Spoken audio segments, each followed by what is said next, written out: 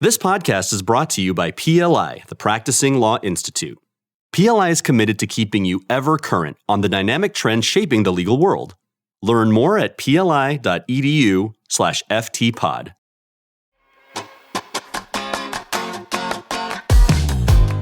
Welcome to Fast Tracked, Emergent Issues in the Legal Profession, brought to you by the Practicing Law Institute. I'm your host, Jen Leonard, founder of Creative Lawyers. Buckle up as we hit the gas and explore the most dynamic trends shaping the legal world, from generative AI to DE&I and everything in between. I hope you'll join us as we explore the future of law today. On today's episode, we hear from Shailini George, professor at Suffolk University Law School, and Paula Davis, the founder of the Stress and Resilience Institute, about the status of attorney well-being.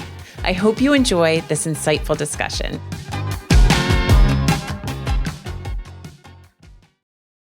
I am Jen Leonard, the host of the Fast Tracked podcast for Practicing Law Institute, and it is my extreme pleasure and delight to welcome to the podcast this week Shailini George and Paula Davis to our podcast to talk about attorney well-being. This is a topic that is near and dear to my heart, certainly, and work that I've done in my little corner of the world as well, but I think has become increasingly important over the last few years as we've navigated the pandemic and everything that has happened in the world around us ever since. And so it's a delight to have you both here. Welcome to the podcast. Thank you so much. Thank you, Jen.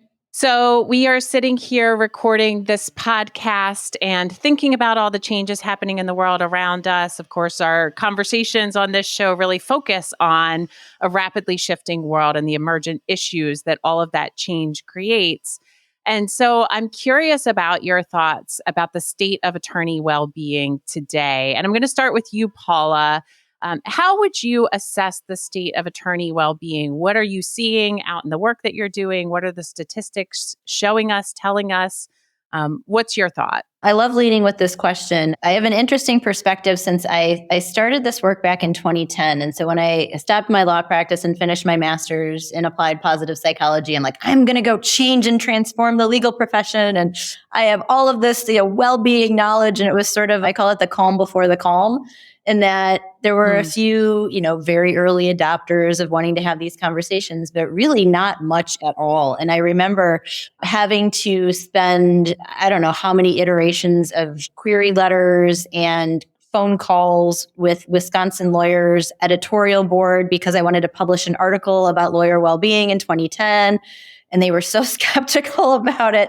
So from my perspective, really over the last, 11, 12, 13 years, I've seen, from where we were when we started or when I started then to where we are now, I know there's really a lot to do and a long way to go, and we're going to talk about that. But I feel like we are at least moving the needle somewhat. To be able to go from that to a virtual program that I did earlier this week with the global head of a huge AmLaw 100 firm talking about Law 3.0. And we were talking about positive psychology and self-efficacy and resilience and all of these words that you just never would have heard, back then, certainly not out of the mouths of, very prominent leaders in large law firms. And so it's been a joy for me to see, at least some of the movement that we've made. Having said that, obviously there's still a lot of work to do. I just finished working with ALM on a survey at the intersection of psychological safety and burnout for lawyers and legal professionals. And, we may be able to dig into that at some point.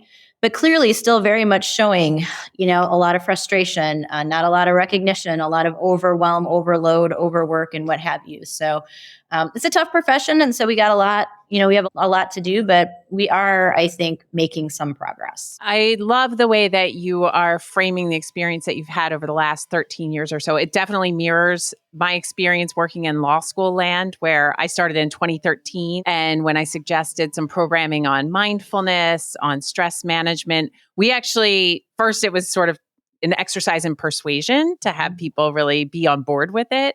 But also we had to market it to students differently. It was training your brain for academic performance or mindfulness toward achievement type things because you sort of had to hide the vegetables in the mashed potatoes. And so I, like you, am very excited to see how far we've come. And Shailini, with that, you also live in law school land and you are seeing people in the very first days of their formation as lawyers. So they're coming into the profession at a moment that's thankfully very different from the early 2010s or everything that came before it. What's your assessment of the state of attorney well-being where we sit today? So I agree, first of all, 100% with what both of you have already said. So this is going to be a really fun conversation. But I too started working on these issues probably before most people. I wrote a law review article back in 2012 called Teaching the Smartphone Generation. And I was propelled to write that because I was seeing changes in students and the way that they studied and paid attention and the effects of multitasking and distraction. And so that actually is the avenue through which I came to the broader topic of well-being, was by studying how we learn, how our brains actually take in information, how we translate information into knowledge, and then what are some of the things that can get in the way of that process. And so some of the things that get in the way are obviously not sleeping, not eating well, not exercising, not taking breaks. All of the things that lead to attorney burnout are the same things that were getting in the way of students being able to really engage 100% and learn as well as they could in the law school environment. So that's how I got sort of interested in the broader topic of well-being. I think my law students today have a lot of really unique challenges because they did finish their undergraduate education during the pandemic. A lot of that put really incredibly extra stress of various types on them. Doing a lot of work on Zoom has its own challenges, I think, from a well-being perspective. So I feel the students who are coming to law school now have really had to bear a lot in the last 5 or 6 years. And that sort of comes together with the challenges that lawyers are also facing. And I see my role in the law school as, if I'm supposed to be preparing students for the practice of law, I think I need to be preparing them to handle the challenges that lawyers are facing from a well-being perspective. So I think, as Paula mentioned, we haven't been talking about this for so long, but the change that I see recently is a lot of data. We have a lot of studies and we have a lot of data that's actually showing us now very specifically the challenges that students and lawyers are having: mental health challenges, addiction challenges, serious mental health issues, and then the issues of burnout and generalized anxiety, et cetera. So my hope is that by starting to address well-being literally from the day students start law school, we might be able to help them learn to build scaffolding and skills and habits that will serve them in the difficult work that is lawyering. I wholeheartedly agree. And I wish that I had you as a professor when I was in law school and had access to all of this great research and support. And I know that both of you come to this work not only as professionals who have really research-oriented, rigorous approaches to thinking about this, but also through your own. And Paula, you lead your book talking about your experience as a lawyer and struggling through burnout. Would you be open to sharing a little bit about what that experience was like and why it prompted you to do more research into what was happening? Yes, absolutely. Yeah, the short answer is I was kind of a hot mess toward the end of my law practice. But the reason why I'm really keen to share my story is I think it just sort of illustrates that when we're talking about burnout in particular, we're not just talking about, I think when we think about the word, we think about people who will so obviously notice, who are so at the end of their rope that, we're noticing all of these things. And there's really a spectrum of burnout. And I feel like I lived the entire spectrum. And so for me, it lasted about a year, but it really started with a lot of like procrastination, a lot of the Sunday scaries. I do my countdown starting at about 3:00 on Sunday nights, where I'd be like, oh man, I've got 7 more hours and I have to go to bed and I don't want to. And I tried to stay up because I don't want Monday to come around. And, what I call every curveball being a major crisis. So, I had so much on my plate that even just one simple little request, some basic, request, whether it was from work or my family, I had a level 12 reaction to it. And I didn't have the language of burnout back then. I didn't really know what it was. I just knew that I was in this swirl of something that I wasn't really able to fix like I could have done before at other times. And so that really progressed over a period of time. I felt what that stigma feels like. There was no way you were going to get me to say anything about it, especially as I sort of scanned my law department. I was in-house at the time, thinking like, well, everyone else looks like they're handling everything just fine. It must just be me. And I'm sort of, I must need to just buck up or, get better at managing my stress or what have you.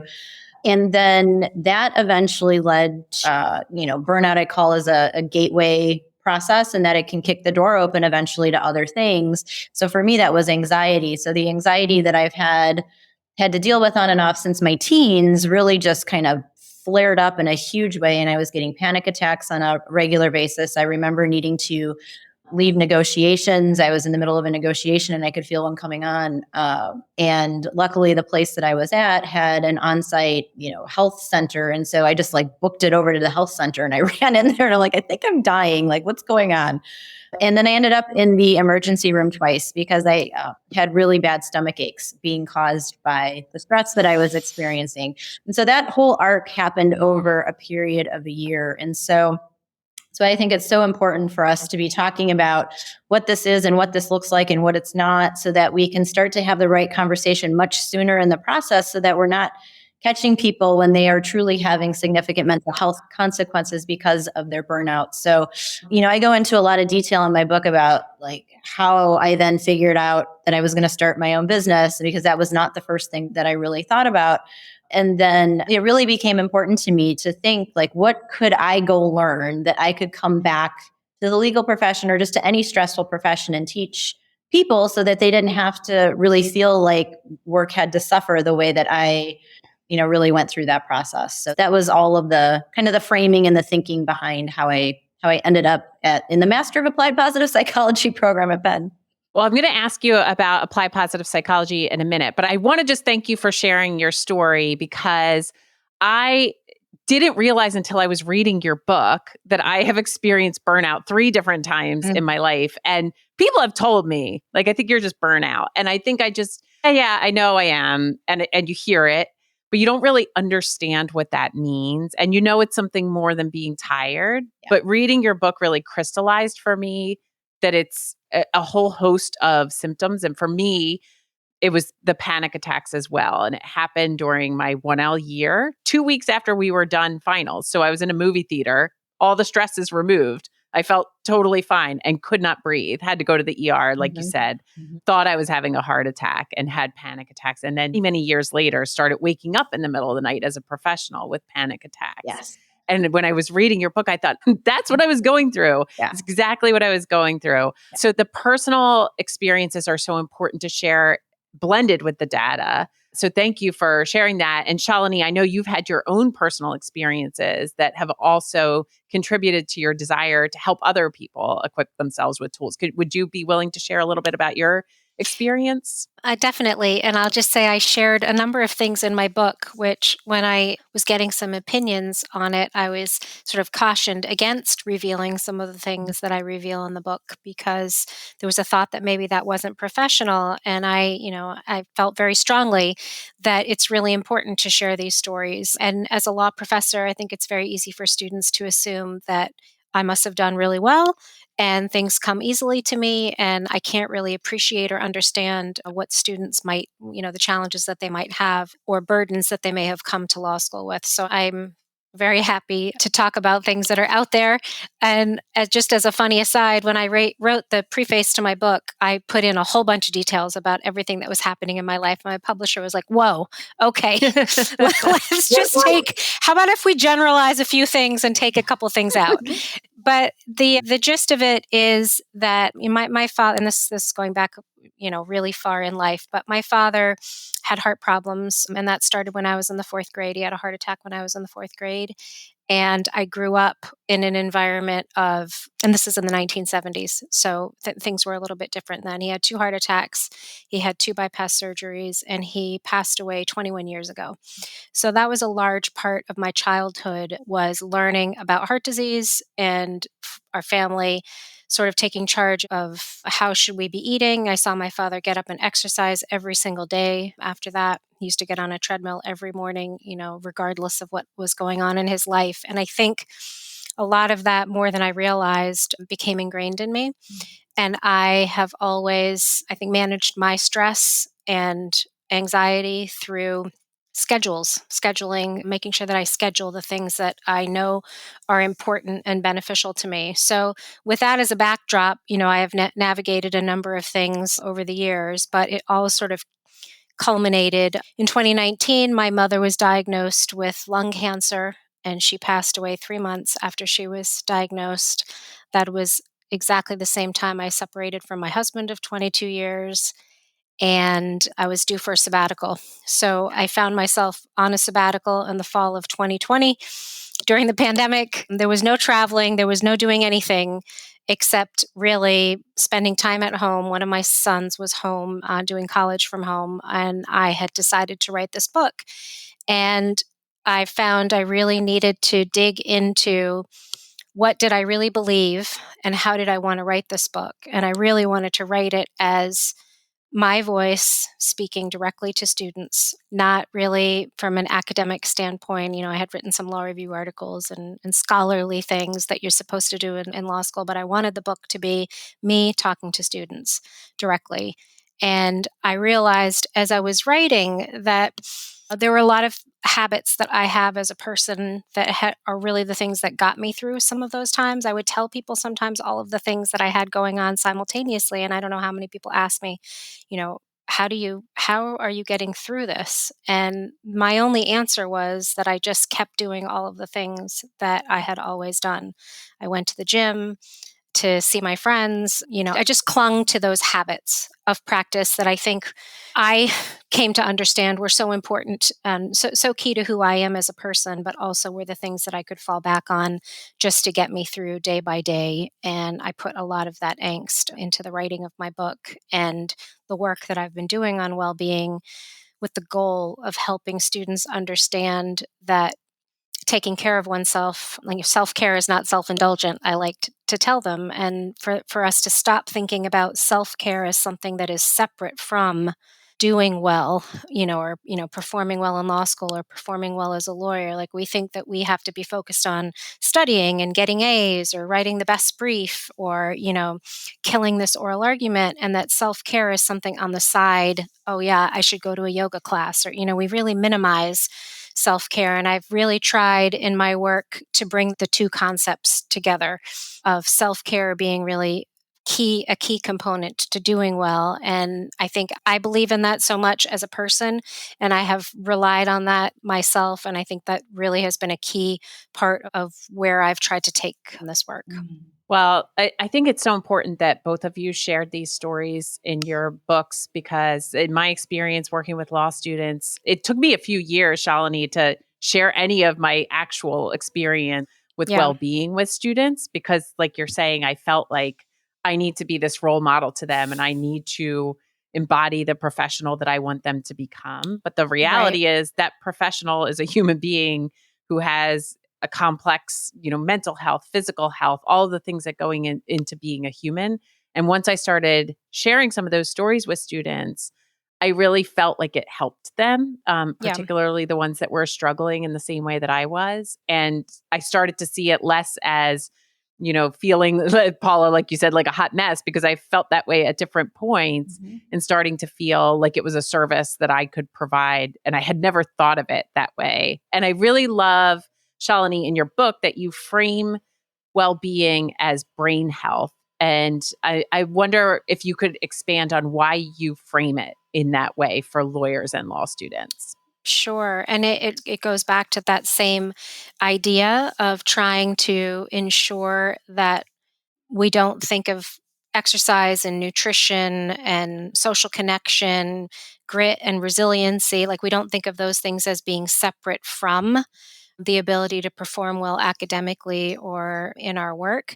So then the interesting thing to me, so like I think I said at the beginning, I started out and my path on this sort of well-being path was all about cognitive health, like, and being concerned with what I thought were my students' weakening cognitive skills. I thought that I was seeing in them less focus and not really unable to sit for an hour or two and work on one assignment, and I was seeing a lot more mistakes creep into their work. And so, I started all of this research about how we learn and how does the brain process information, and just to really boil it down, all of that is about really thinking about your brain health. So if we are willing to recognize that when you exercise because you want your body to be stronger, well, if you want your brain to perform well, why do we never talk about what it takes to put your brain in a position that it can perform well? And it was so interesting to me when I started doing the research.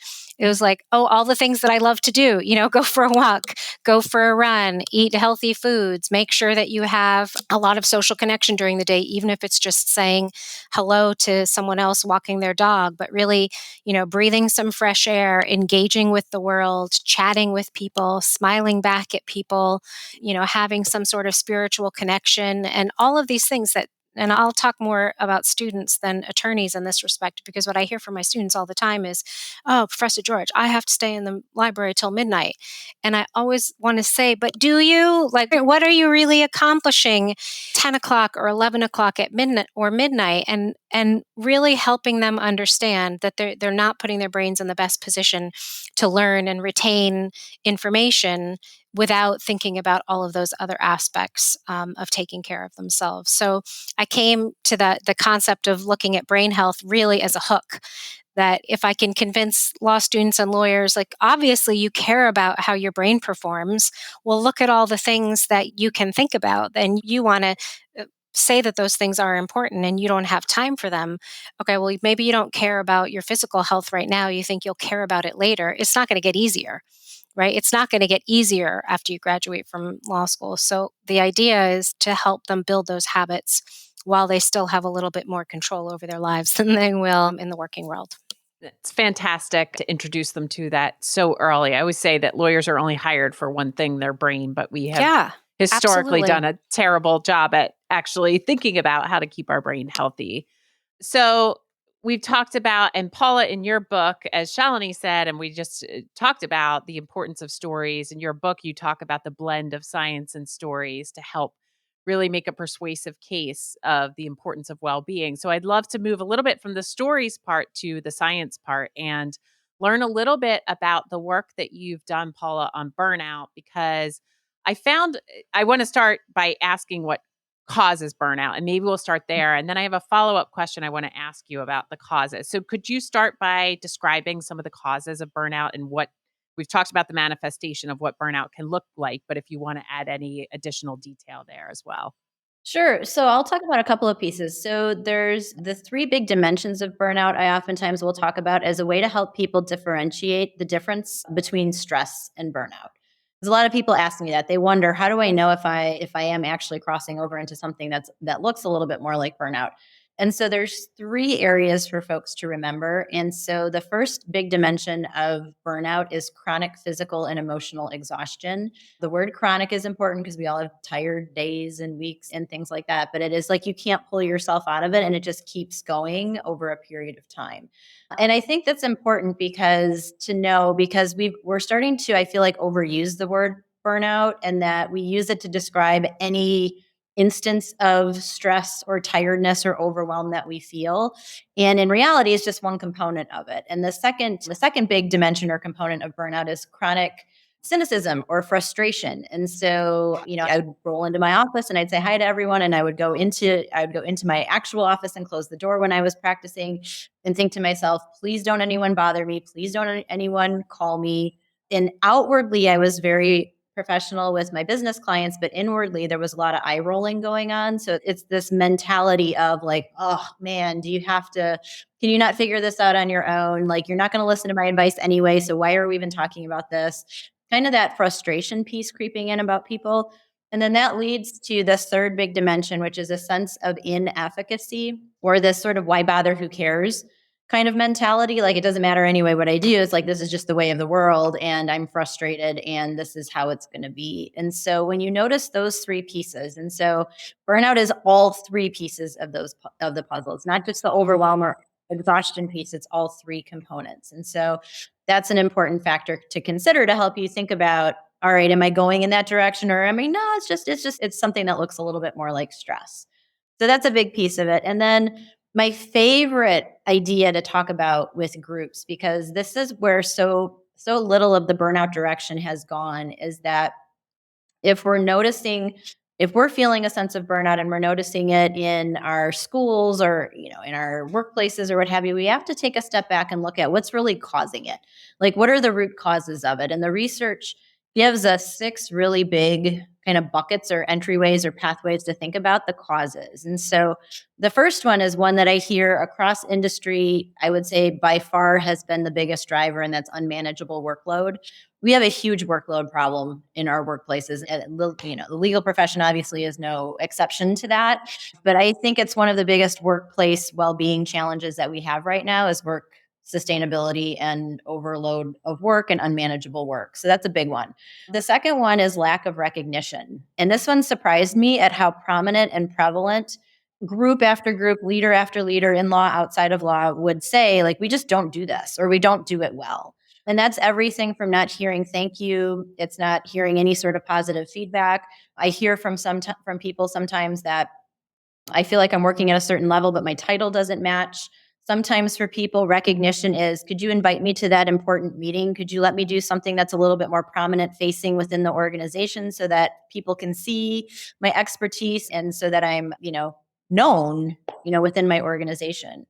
So that's a big one, much bigger than I thought. The third one is unfairness. And so this could be favoritism. This could be, it's not what you do, it's who you know. This could be there's a lot of closed door meetings and there's a lot of whispers going on. And we know there's the lack of clarity and people aren't telling us, is there a change coming? What's happening? And we're kind of kept in the dark about things. But also general organizational politics and red tape.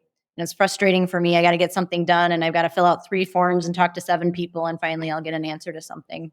Lack of community is a big one, particularly as we're seeing that play out in our hybrid work, paired also with number 4, which is a lack of autonomy. So that lack of flexibility and control, which those two are in tension right now as organizations try to figure out hybrid work models. And then values disconnect is the other one. So I value certain things about work and want my work to provide me with certain things.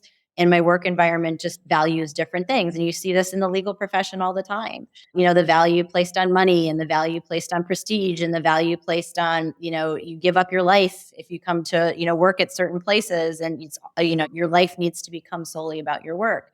And if you value other things or you want a more balanced perspective over your work and life, right away you're going to be at tension, in certain work environments, and that can cause a lot of stress. So the greater the mismatch in those areas for folks, the more stress that can be produced, which can set people kind of on a path to burnout. So once we start framing it this way, and I always tell groups and leaders in particular to start looking at stress and the causes of burnout through the lens of those 6 items, because you'll at least start having the right conversation. So if somebody isn't being recognized, if somebody doesn't feel a sense of community or belonging, if somebody has an unmanageable workload, the basic self-care strategies that are so important just aren't the right tools to deal with that. If we have an unmanageable workload problem, we have to deal with it with workload related solutions. And so we at least can get going in the right direction with that conversation, with that framing. And so that's one of the biggest things that I try to get across and try to talk about with folks. So hopefully that gives people a little bit of a different perspective about what burnout looks like, what it is and what it isn't. It really did for me reading through your research because I think to the point of this conversation and some of our own experiences, we frequently think of well-being as something that is our responsibility. And, to some extent, it's either are you a mentally tough person or are you a weak person?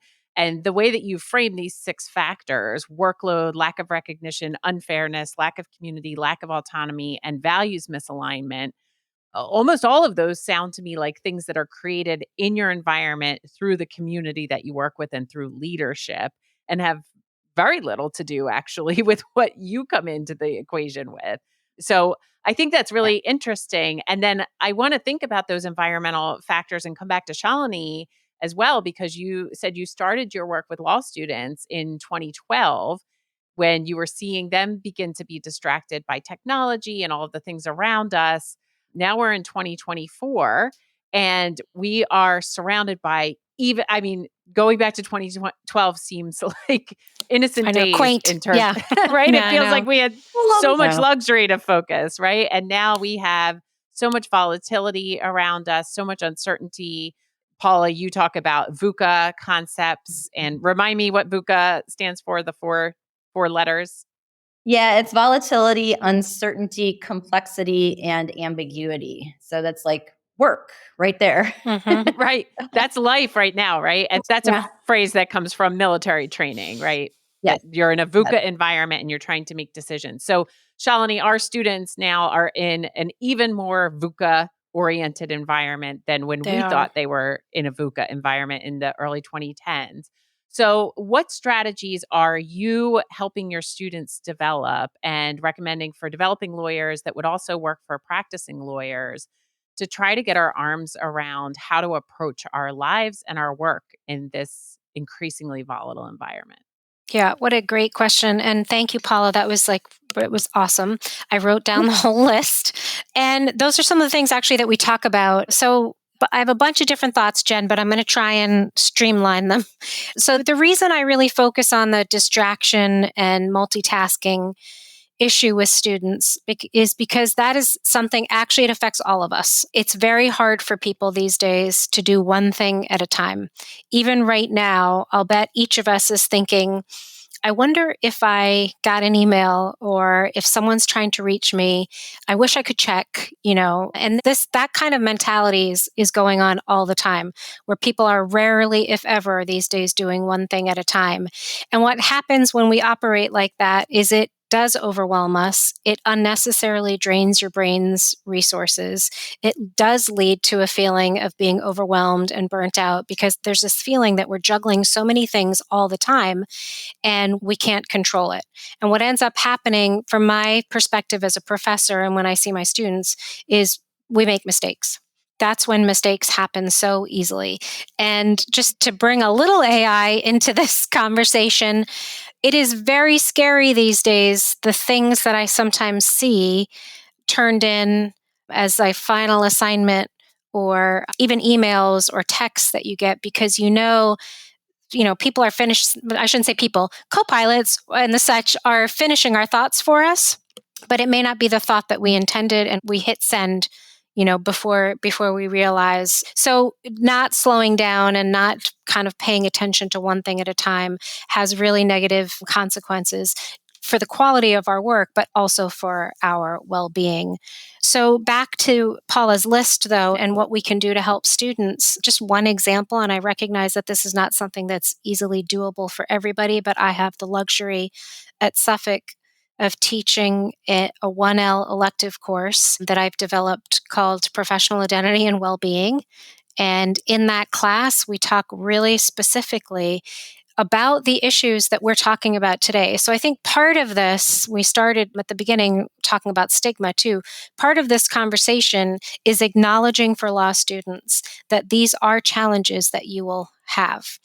I think for a long time, what happened was you go to law school to learn to think like a lawyer, and then you just go out and you practice, and no one is acknowledging that there's a disconnect of any kind, that maybe you came to law school because you wanted to be a assistant district attorney or you wanted to do defense work, but then you come to law school and everyone else is chasing an on-campus interview with the big firm, and you get caught up in, what are your grades and what's your class rank and what does that mean for you in terms of internships, and one's internal motivations quickly become overwhelmed by the external motivations that you see others have. And so having explicit conversations with students about what are their values, why did you come to law school, what is it about you as a person that sought this career out, and what steps are you taking during the course of your law school career that connect with that internal motivation that you have. And so, and explicitly talking about what is the range of lawyer competencies that one needs, not just the great grades, but the interpersonal skills, the trauma informed lens that we can think about, dealing with ourselves and our clients. How will we deal with unfairness, winners and losers, and how do you get a thick skin so that you're not internalizing every motion or conversation that doesn't go your way as being really about you personally? All of these things that just haven't really been talked about enough in law school, I'm trying to bring into this 1L class. And I think just having the conversation is a starting point. Secondly, for students to know that there's somebody in the law school environment who they can talk to about things that maybe they feel like they don't want to talk about in their other courses where they are competing for grades or where they're trying to have a particular classroom persona in front of their professor.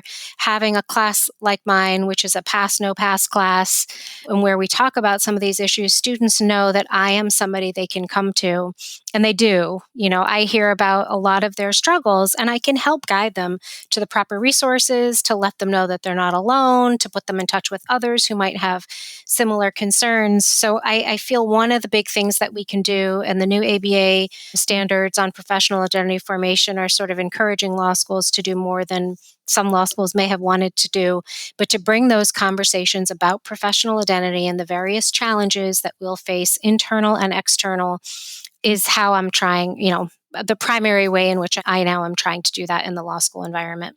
That's fantastic. And it's the perfect time to do it. And I know in your book, you cite the research that Larry Krieger's done around the decline in subjective well being during the 1L year. So it's the perfect place to have an intervention like that and to really be supporting students as they're feeling that drift. I certainly felt that drift. I was so naive. And then I got to campus and learned about all these things I should care about that I'd never thought about before. And as you drift further and further from those intrinsic motivators, it starts you down a really bad path, I think, with respect to your well being. And I want to build upon the point you made around AI and around when we're working urgently and making mistakes. But I want to pivot it into a slightly different direction and come back to Paula and talk about psychological safety and some of the maybe the more positive ways that we can think about making mistakes or being vulnerable or taking risks. I certainly focus on legal innovation, and a lot of innovation really requires psychological safety, which I've learned more, frankly, from other disciplines about, particularly the healthcare industry. They have done a lot of research in the importance of psychological safety. So, would you be willing to define psychological safety for us, Paula, and talk a little bit about why it's so important to create an environment of psychological safety to elevate team well being and performance? Yes, it's one of my favorite concepts to talk about.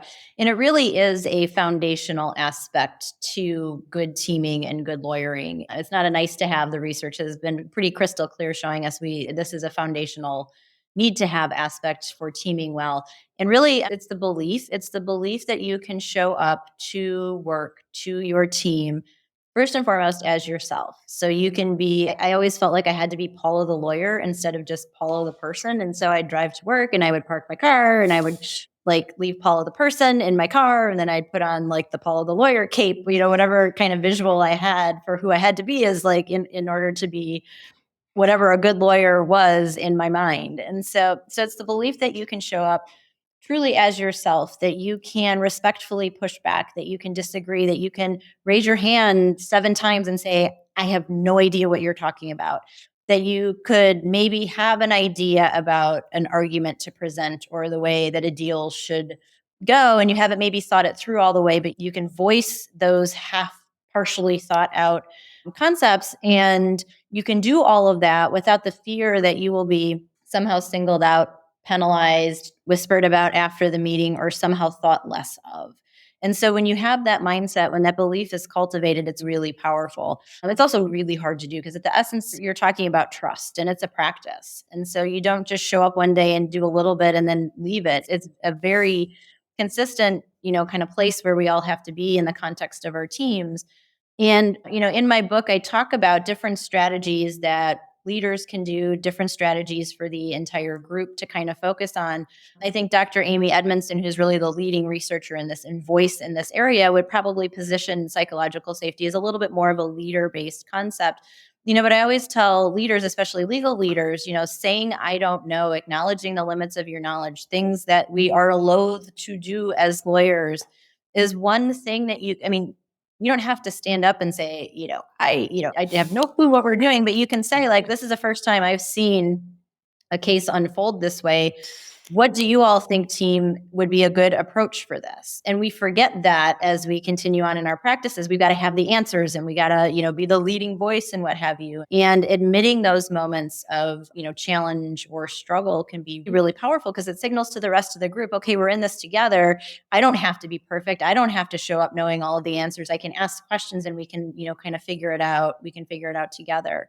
And I love the idea that you brought up too about how do we talk about failure? Because even I in my programs have been like really hesitant a lot to go there with that concept, because oftentimes the feeling I get back from, like, we can't talk about failure. We're not supposed to, like, and then when you dig into it, it's like your work is so complex, it's global, it's fast paced, it's changing all the time, and it's so ambiguous. How it's never going to go probably the way that you thought it was going to go. And so maybe failure feels like too strong of a word for you, but I'm sure you've had to pivot multiple times in the work that you do on a day-to-day basis. And so Dr. Edmondson does a really good job about talking about the different kinds of failure. So there's the failure where it's like, I forgot the filing deadline. That shouldn't happen. There are failures that truly, like, we didn't follow the rules, we didn't follow a best practice, something structurally or procedurally just didn't happen, and that can't happen. She talks about how we really need to think about minimizing or eradicating those types of failures. But if something went the wrong way because you were trying something new or you were thinking about something differently and it caused you to have to pivot, those are learning moments. And so if we can, I think, become a little bit more tolerant about that, all failure is not created equal, that I think might help us, wrestle with, some of the innovation conversation, with some of the struggle that we might be feeling or sensing or what have you. But that was a very powerful aha moment for me when I started to think in terms of not failure isn't just one thing all the time. It's a little bit different. But yes, so psychological safety, when I feel that belief, that, that sense of trust, then it makes it easier. We can talk about those moments of pivot or those moments of struggle or failure when they're at a level 1 or 2. And I think this is also not just in our nuts and bolts everyday work, but in the well-being conversation also. I don't have to wait until I'm a level 9 or a level 10 or having panic attacks and needing to leave my negotiation before I raise my hand and say something's wrong or I'm forced to have to do that. So that sense of trust among teams is just critical. Love that. And I'm relatively new to the concept of psychological safety. And again, I've learned it from other disciplines who've been doing it for much longer. And I have noticed that lawyers are just getting used to this idea of failure as learning. And to your point, Paula, it is such a complex endeavor to be a lawyer that it seems a little bit silly that we don't acknowledge that becoming a lawyer is about failing and learning along the way. I was part of a presentation that I was facilitating years ago called Mistakes I Made at Work. And we had these very accomplished, high profile women talking about the mistakes that they'd made at work. And we wanted them to do a failure bio for their intros.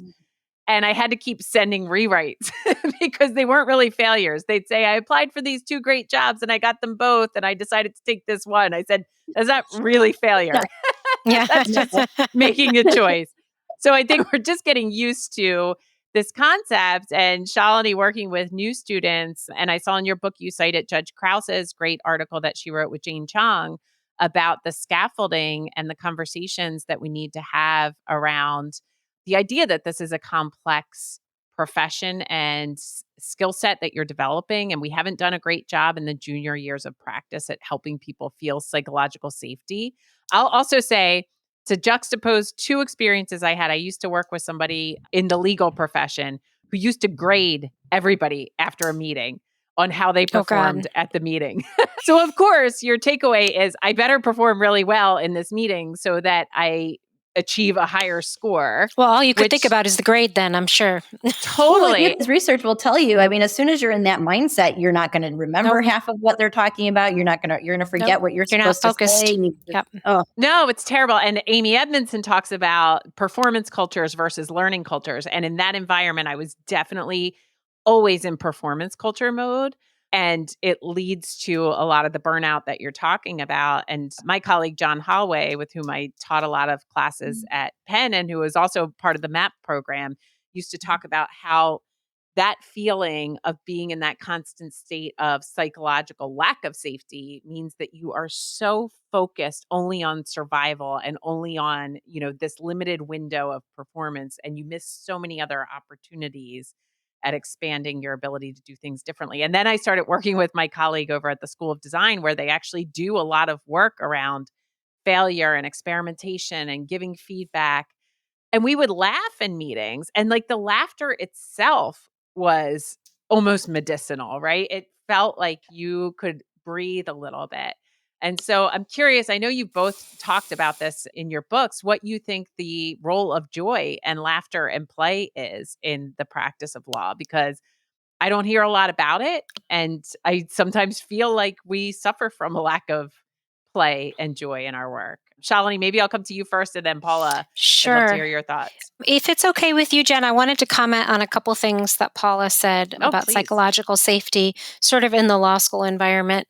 So just generally, I think one important thing in the law school environment to help with this idea of psychological safety is just a recognition, an explicit recognition to students that I, as their professor, care about their whole self, not just the brain sitting in the classroom, and to understand that things that happen outside of the classroom or outside of the law school environment directly impact their ability to perform in the law school environment. And so I think conversations about themselves and their persons and things that are happening, and they write a lot of reflection papers and things just so that I can have that window. I think that's important. And one of the things that I would like to see changed in the law school environment to help with creating a safer and more learning-oriented environment is to change the Socratic method. I really don't think that there's anything to be gained, and it's really getting to that same point you were making, Jen, about being in survival mode and being in panic mode. And, your body is physically then going into the whole process of fight or flight or freeze. And the adrenaline, starts coursing through your body, and your body is going through this whole range of functions that are not designed to help you feel safe, in the moment, and to be able to be creative and open your mind and pay attention. And so we're really like working at cross purposes when we do things like have the Socratic method. And there are professors who will say, we have to toughen these kids up. And, I survived this and there's nothing wrong with it, et cetera, et cetera. And I just feel so strongly that's not the correct approach. Now, I don't think everybody should get an A, and I don't think, you should never be asked a question, but the purpose of the questioning and the environment in which those questions are asked and the conversation is had, it can be so different between being in survival mode and being in learning mode. So I just wanted to comment on those two things, and you're going to have to remind me what the question was. I was asking each of you. Oh, joy. Joy. I don't think when most people think of lawyers, they think of joy and laughter and fun, which it's a serious endeavor. It certainly should not be the first thing that comes to mind. But what do you think the role of joy and play is in law? I do write about laughter and joy in my book, and I have a couple of corny jokes in there, and I like to think that I crack some jokes in the classroom, and I'm a huge believer and proponent that laughter belongs in every aspect of our lives.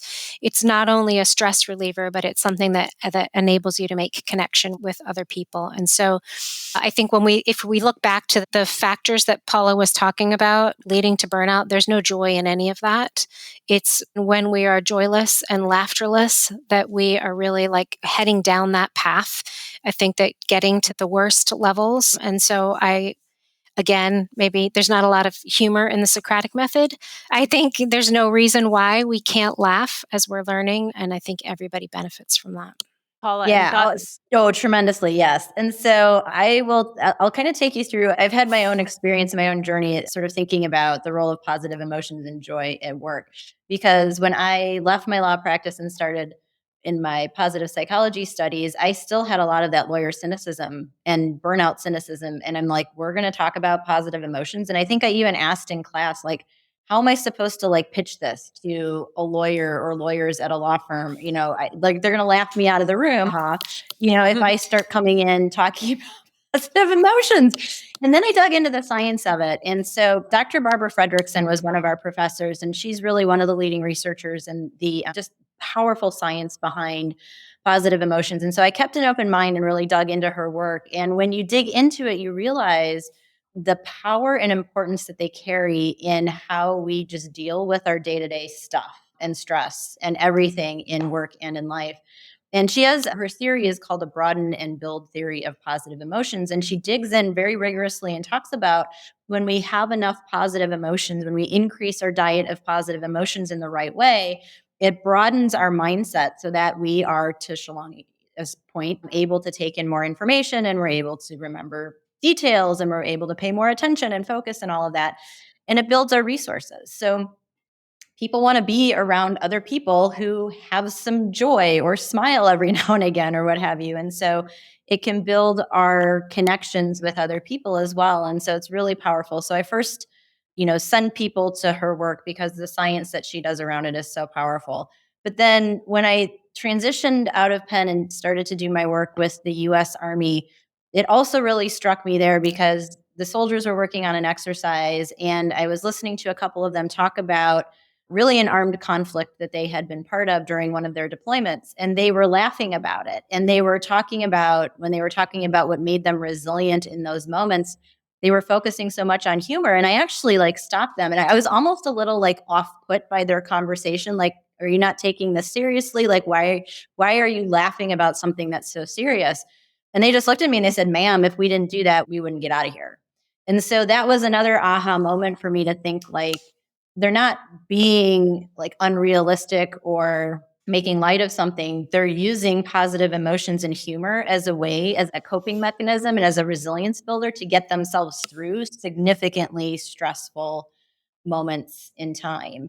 And so one of the other things that I do now when I'm doing workshops, I give people a little quiz, and I ask them to think about their last full week of work. The scale of 1 to 5, 1 is lowest, 5 is highest. And the fourth question in my series of questions is, how much joy did you experience in your last week of work? And I tell them that I don't mean joy by like, woo, we had lots of parties and things like that. But it is, do you have any positive emotions associated with your work? Are you having moments where you lost track of time because you were so engrossed in something and you're like, wow, where did those 2 hours go? That there's some levity and some lightness somewhere in your world of work. And I would turn that quiz into a poll for a lot of my virtual programs, especially during the pandemic and coming out of the pandemic. And I would say very comfortably 60 to 70% of the people who responded to that question responded with a 1 or a 2. So the lowest levels. And still, even now when I ask that question and I'll ask people, are y'all kind of like maybe like 1, 2, how many of you sort of are in that camp? There's a lot of head nods. And I think it maps onto what we're seeing from Gallup and other sources of disengagement, where we're at about 60% of folks who just don't feel engaged at work. And so that sense of joy and positive emotions is, I think, critical. In fact, as I was, just thinking about this, part of the reason why I closed one of my real estate deals back when I was practicing was because a partner who was with me cracked a joke at just the right moment in a really contentious closing. And thank goodness he did it, because he's a partner. He was a partner and could take that risk and that chance. And he also just had the right personality to do it. And it just landed perfectly. Mm-hmm. Everyone laughed, and we finished the deal that had been going on for hours. We finished in about probably 15 or 20 minutes after he had that joke, because it was just everyone lightened up a little bit, and we, finally focused and tackled on the aspects that we had to focus on to finish the deal. So now I'm a big fan. I'm a convert. I reflect on the leaders I've had in my life as well. And early in my career, I got to work for the mayor of Philadelphia's administration. And I took it for granted because he did exactly what you're saying, Paula. I mean, we were dealing with really serious issues every single day for the citizens of Philadelphia. And he had just a knack for infusing an appropriate and timely sense of levity into the work that we were doing, because otherwise I think it would have just dragged us all down. And it's really hard to keep going to the point of the work that you've done with the military when it's completely joyless and the stakes are really high and there isn't a release really of positive emotions. So I'm going to ask you one more question, Paula, because you mentioned the E word, engagement, and then I'll bring us home and ask you each for your thoughts on what you think the next chapter of well-being will be, because I'm really excited about the progress we've made so far. So you mentioned engagement, and I have heard so much from law firm partners around this word the last few years since COVID. Our firm needs to engage our people because people are leaving or people don't care about their work. And what I thought was really interesting in your book is the idea that engagement and exhaustion and burnout can coexist. So, can Mhm. you talk a little bit about why that is, how they can be so intertwined, and what the quote unquote right solution would be if it's engagement plus something else, and why engagement isn't sufficient? Yes. So I love this question so much because I think it helps us start to get into some of the nuances of some of these topics. And I think anytime a group, a profession, an organization is new to talking about some of these topics, we want to make them really simple and we want to just put a word around it and plunk it in a little box.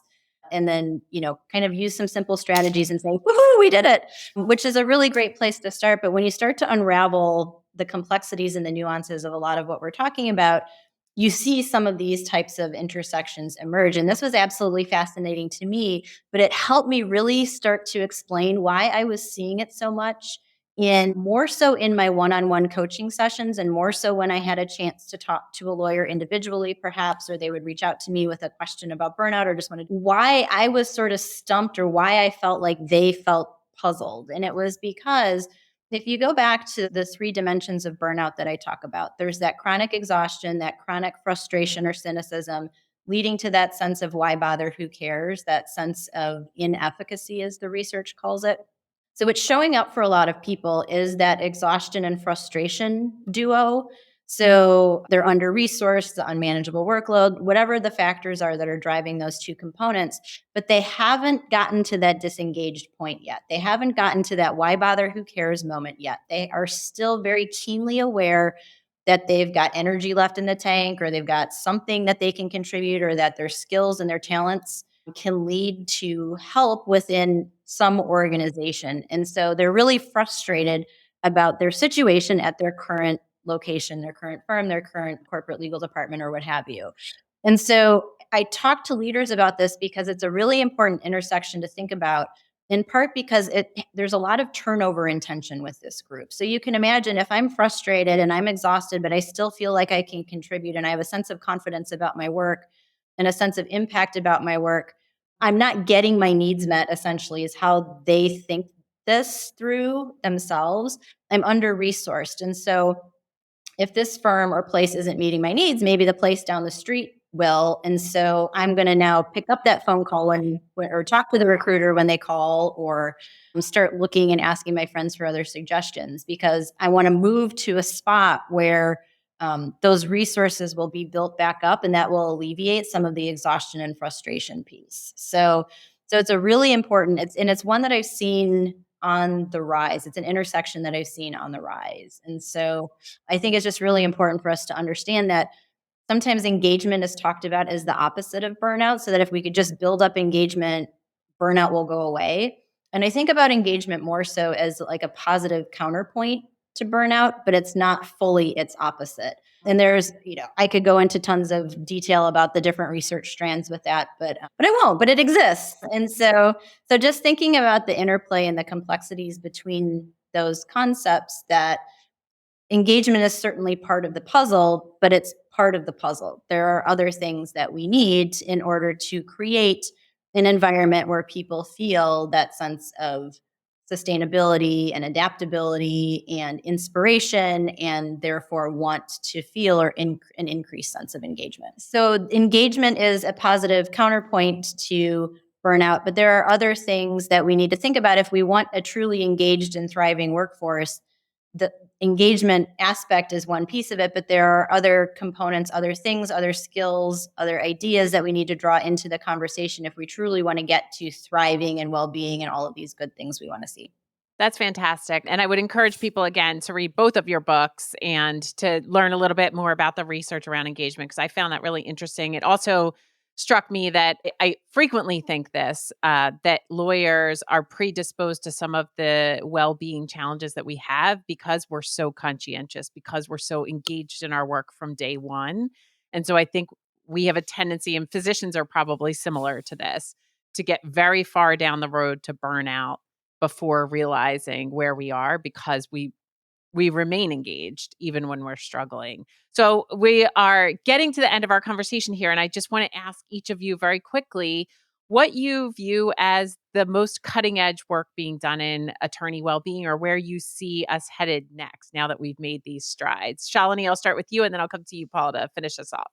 Oh, it is very exciting because I think we're seeing some real innovation in the law school arena around well-being.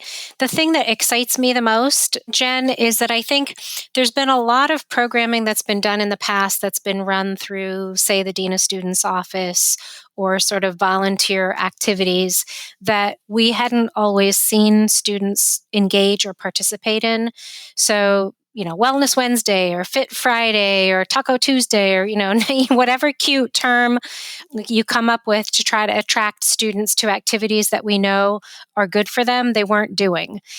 I think with the new ABA standards and some of the innovation that's happening curricularly in law school, we have a much greater chance of getting the message across to students because I think, frankly, what we give attention to in the classroom is what students see as valuable and not as an added burden or an extra, like, I can't possibly go to that event because I have so much to do.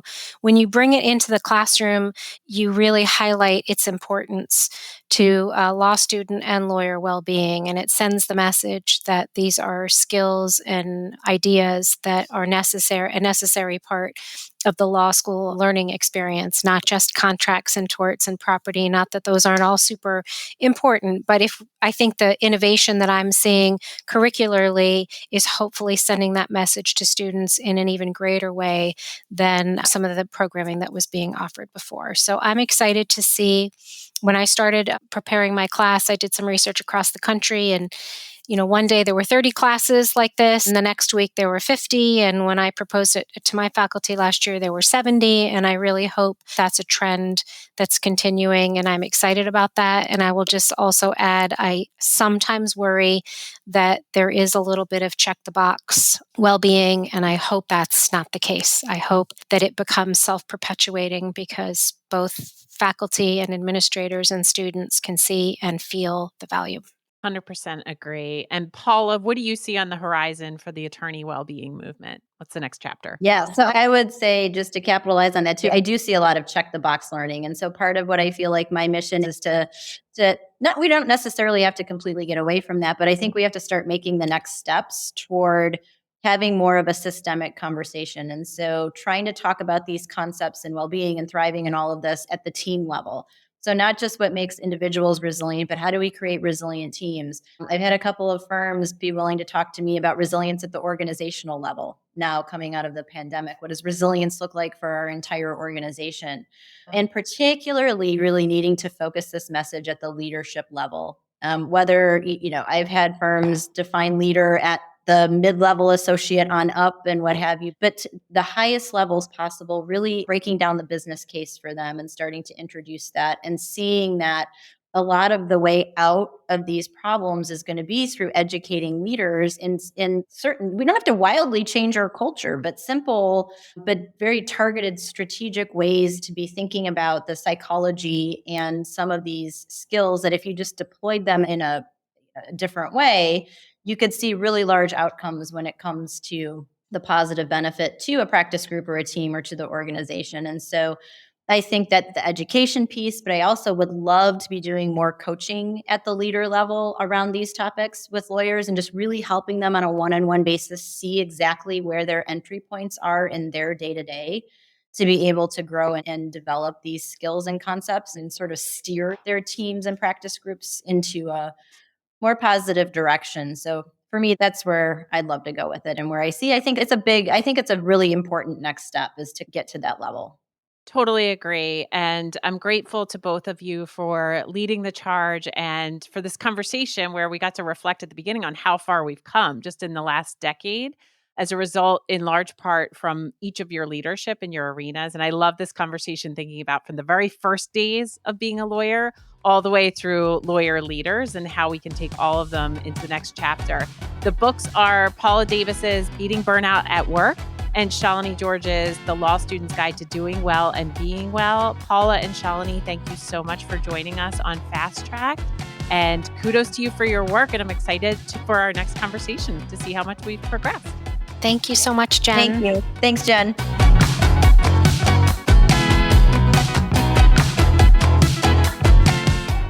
Thank you for joining us on Fast Track.